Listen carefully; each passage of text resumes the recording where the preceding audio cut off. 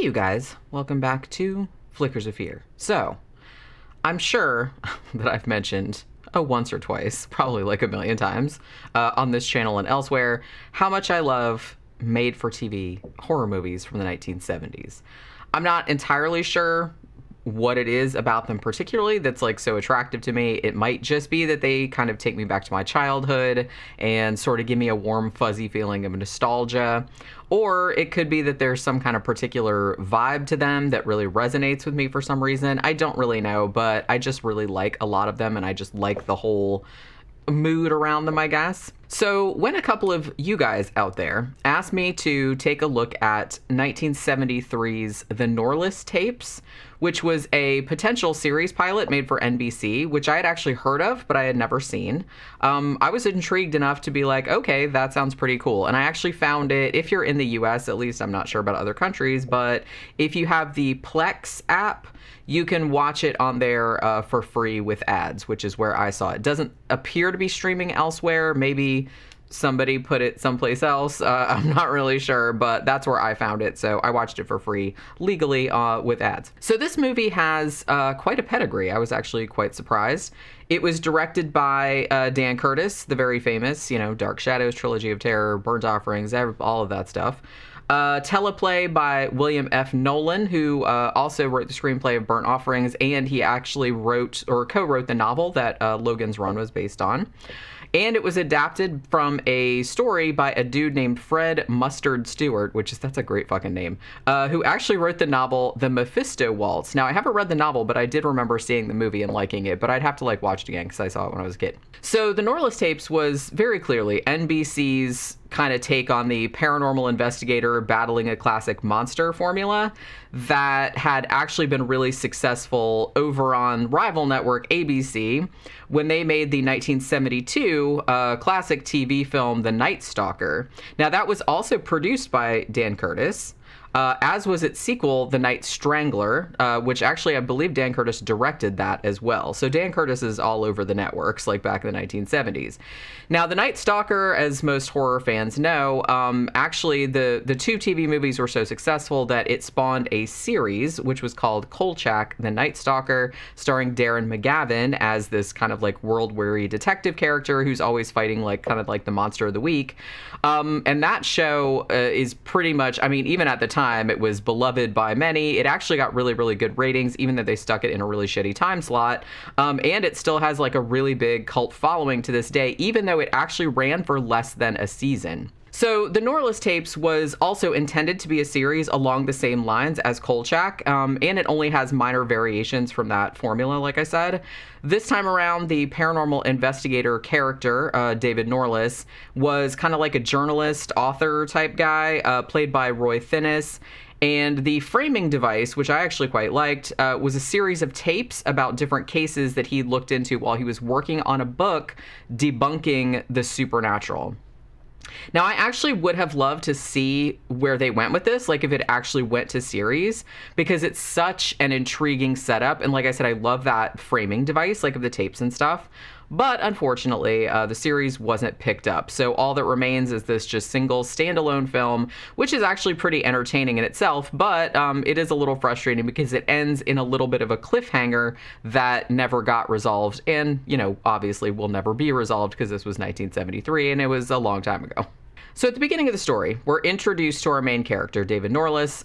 And when we first meet him, he's not looking too good. He looks like he's maybe been on a several-day bender. He can't manage to button his shirt. Looks like he hasn't cleaned his house in God knows how long. Like I said, he's having a rough time. Now, he's talking to his publisher, whose name is Sanford Evans, on the phone. And Evans is all, hey, how's that promised book coming along?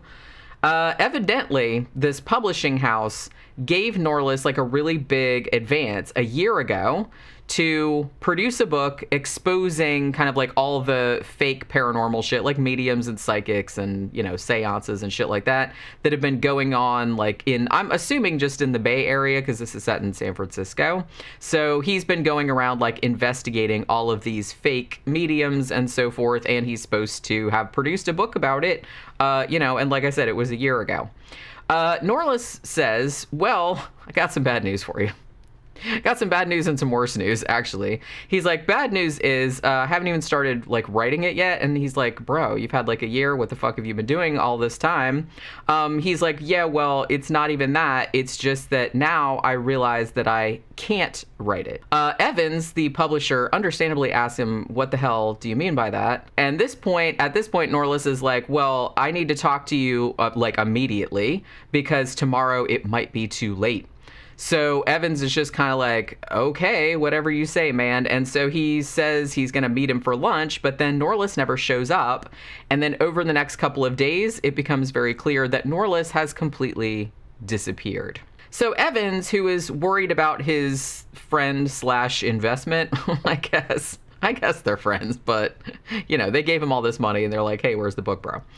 So Evans ends up going to Norliss's rather well-appointed Bayside bachelor pad. I was like, wow, there must be like a lot of money in writing books debunking the spiritualist stuff in the 70s if you can afford a place like that in San Francisco, which was expensive even back then. But, you know, I digress. But anyway, so while he's in this in the bachelor pad, he finds a series of numbered tapes on which Norliss has been recording, I guess, like his notes for the proposed book. That's what some writers do. They talk into a, you know, recorder, and then they transcribe it later on. So Evans pops in the first tape, and as the tape starts playing back, like Norliss's narration, the movie kind of goes back in time to the case that first made Norliss realize that the supernatural might actually be real and something with which one should not fuck. So that's what he meant when he said, I can't write this book now, because even though, yeah, I was exposing all these fake mediums and there's a lot of fake ones out there, but I discovered there's some real shit to it and now I'm in trouble. You know what I mean? So there's that kind of thing. So we go back to this first case, which, like I said, this is the pilot episode. So they would have had, you know, every week it would have been like a different case, like a different tape. So Norliss gets put in contact with this wealthy widow by the name of Ellen Court, who's actually played by a pre-police woman, Angie Dickinson. So I thought that was kind of cool. Now, she wants him to investigate some possibly paranormal shenanigans involving her recently deceased sculptor husband, James, who's actually played by the renowned stuntman, Nick Dimitri. And you'll figure out why later on, why he's played by a stuntman. So one night, she tells Norliss, her German Shepherd, Raleigh, woke her up in the middle of the night, and when she went out to, like, they live on this, like, big, huge, massive estate, and so the guy's, like, the husband's studio was kind of, like, in this little converted barn, like, that's some way away from the house. Oh, and by the way, he's also buried on the thing, so I guess you can do that if you're rich enough, I suppose. So, yeah, so the dog barks, so she goes out there to the studio to see, because I think she hears, like, a noise, like, out of the studio or something. She thinks somebody's, like, fucking around out there. So she goes out there to see what's going on. And as she does, her lumbering, blue-skinned, and yellow-eyed husband now attacks her and kills the dog. I mean, it's pretty horrible. Like, basically, like, picks up the dog and, like, flings it. It's not a real dog, obviously, but I hope not. But, yeah, it's still pretty upsetting. Because I'm like, why? Even back in the 70s, they couldn't even leave the puppies alone. God damn it. But, yeah. So, basically, flings the dog aside like a rag doll, which is fucked up. Now, Ellen, you know, she's like, holy shit, and she, you know, shoots the dog-killing son of a bitch, like, right in the middle of the chest, like, point-blank range, right? But then he kind of, like, staggers off, and then when the cops get there, they don't find a body, and there's no blood other than the dog's blood, because, yeah, the dog got killed. The puppy got killed. Now, the dismissive sheriff, played by Claude Akins, because of course he is, he always played the dismissive sheriff in all of these movies, I feel like, he just says, oh, well, what happened, ma'am, was you got woke up in the middle of the night, and there maybe was an intruder in here, and you shot at him, and you missed, and then he ran away. Maybe it was probably just some bum looking for some place to sleep, so, like, don't worry your pretty little head about it, essentially. But Ellen is just trying to tell him, like, dude, it was my husband, like, back from the dead, and so that's why she contacted Norliss, because she's like, hey, you look into all this paranormal shit, I want you to figure out what the fuck's going on. Why is my dead-ass husband, like, wandering around? Now, shortly after this, a random young woman who doesn't have anything, like, she really is a random young woman, she's just some woman that works at a store or something, and she's kind of getting off work and going out to her car, like, to go home, and she gets killed when the zombified husband attacks her from the back seat of her car, and then that makes the car, like, crash into a tree. Now, when the cops get there and they take the body out of the wreck, they discover that the woman has actually been completely drained of blood, which, you know, I'm no forensic scientist, but I'm pretty sure that a car accident doesn't do that. So now the sheriff, again, is less dismissive this time, but still a little bit dismissive, but he's very befuddled also.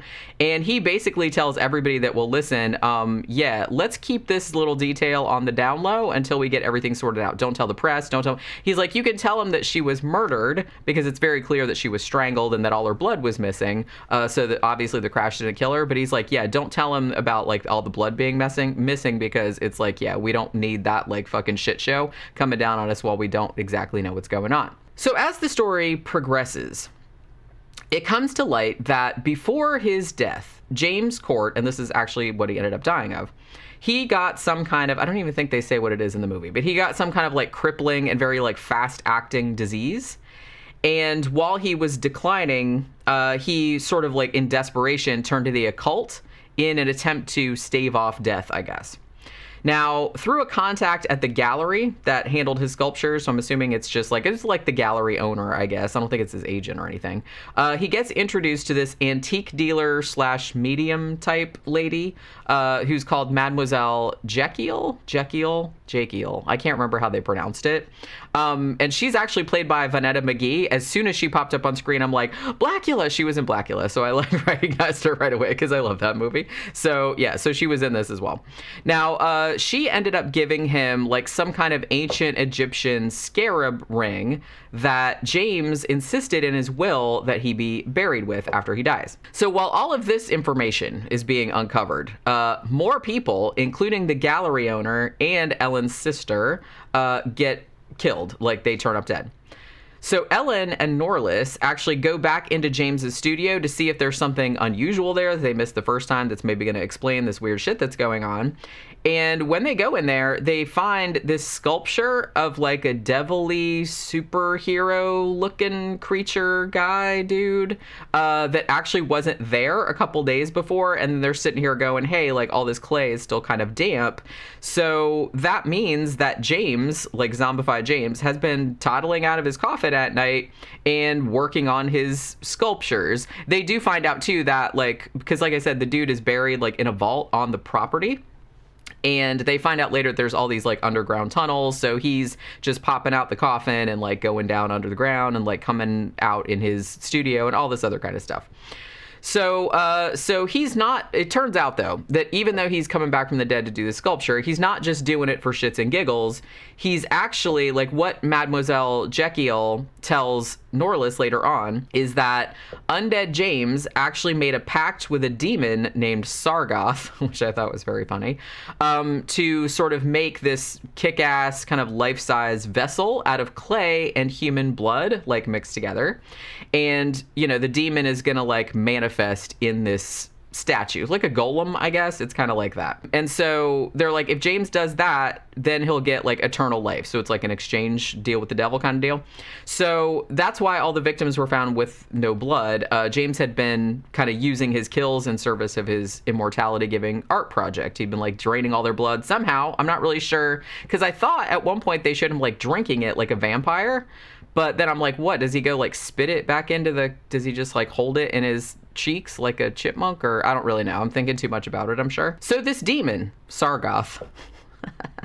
Sorry, that's just a really funny demon name. So the demon actually does manifest briefly in the world. He ends up looking a little bit like, I mean, because it's a TV movie from the 1970s, so the makeup and stuff, prosthetics, isn't going to be like the best. So he looks a little bit like rust-colored 1970s Incredible Hulk, with kind of like a Halloween style devil cape on type of thing. It looked like he also kind of had like tighty whities on too, or like little superhero panties or something. I don't know. I couldn't really tell, like, because I didn't really see him that good when he was like in his human form. I just saw him when he was in his clay and human blood form. So I was just kind of like, okay, that seems like an interesting outfit. Like that's why he kind of like gave me the impression that he was like a superhero. So he does actually like pop out the thing, and like, you know, the statue comes to life and everything. But apparently the demon is thwarted by Norliss, like using some kind of magic potion that he made, but also like mixed with fire. Like he makes this kind of circle around the statue, and then like with the potion, and then like he lights it on fire and the demon can't get out or something like that. So because this movie, though, was intended to be the beginning of a series, it's left unstated whether the demon was actually destroyed or sent back or whatever, or whether Sargoth was going to be like a recurring baddie, like as the story continued. So you don't really know. It seems like he got destroyed. Like they find zombified James's bones in the thing, like, you know, prompting, which I would prompt to go to the cop and be like, see, I told you my dead husband was like walking around. But they didn't find anything. They didn't find like any demon bones. I don't know if demons have bones, whatever. So like I said, I'm thinking too much about it. So anyway, So I don't really know. I don't really know if he was gonna like come back as like a recurring, like, ooh, this is like the big demon that they're gonna like fight at the end. So the film actually ends with the publisher, Evans, popping in the second tape, the second Norliss tape, in which Norliss is going on, you know, hey, chapter 2, going on to a new chapter and talking about a different case. But of course, we'll never find out what that case was gonna be, and we never found out. This was the thing that bothered me, and that it's like I said, this is that was like a cliffhanger, was that, you know, remember I said at the beginning, like Norliss had actually like disappeared, you know, so you never actually find out like where Norliss disappeared to, and if this whatever supernatural underworld or the demon or whatever that he uncovered had something to do with where he went. Like, is he dead? Is somebody keeping him somewhere? Like, so you'll never like find out, because the series, I'm assuming, was going to be his publisher listening to all his tapes, and then at the end, like in the season finale, I'm assuming they would have found out like where he was and like gone to rescue him or whatever. But like I said, you're never gonna know because this was it. Now, I will say, like, the Norliss tapes, it isn't quite as fun as the Night Stalker or the Kolchak series, just because that was like funnier, that had like a lot more like dark humor to it, and this one doesn't have any humor. It's played very straight. But I will say that it is a very, very effectively creepy kind of slab of 70s made-for-TV goodness, which, like I said, I love all these kind of made-for-TV movies from the 70s. It has very decent acting in it, has some actually like some really great suspense, some very well-staged action sequences, and the look of the kind of vampire, zombie, undead dude, you know, it's crude by today's standards, but it's still pretty damn good. And, you know, the stuntman, Nick Dimitri, is very imposing, like he was a big dude, and he actually like provides some really good scares, like for example, like when you pull the curtains aside and his creepy ass face is like on the other side of the window, or, you know, when he busts through a door unexpectedly or like pops out someone's backseat or something like that. So he is actually like very imposing and like kind of scary, and the makeup is like kind of scary looking, even though, like I said, it's crude by today's standards, but it's the 70s, it's a TV movie, what are you gonna do? So like I said, it's really a shame that this didn't get picked up as a series, because I really did like that conceit of Norliss and his collection of case tapes, and I really would have liked to see where they went with it and what ended up happening to Norliss, like where the fuck he went to. But I mean, at least we got this little movie, and it's, you know, it's pretty fucking good. It's a perfectly satisfying diversion in its own right. It's just a shame, like I said, it's not as good as the Kolchak movies, just because those were like funnier and more. So this one was more serious, and Roy Thinnis is not like he's kind of a more of a very like world where he's not like real sardonic or anything. He's just very serious and very weary and stuff like that. But it's along the same lines. So if you like that kind of thing, which, you know, like later on would go and be like the X-Files and stuff like that, this is like proto X-Files kind of stuff. You know, what I feel like, you know, all the Kolchak, Night Stalker and all that kind of stuff, any kind of like paranormal monster of the week, like Paranormal Investigator meets Monster of the Week kind of thing. So it kind of all started with this kind of thing, and I can see why NBC wanted their own version of the ABC like Kolchak stuff, because it was so popular. But unfortunately, it just didn't work out. But actually, this is an actually really good 70s TV movie, and I enjoyed it very much. So thanks you guys for recommending it. I mean, I probably would have got around to it eventually, but it might have taken a while if you guys probably hadn't brought it up. So I'm glad that I actually got to watch it. So that'll do it for this Flickers of Fear, and I will see you guys again on the next one. Bye.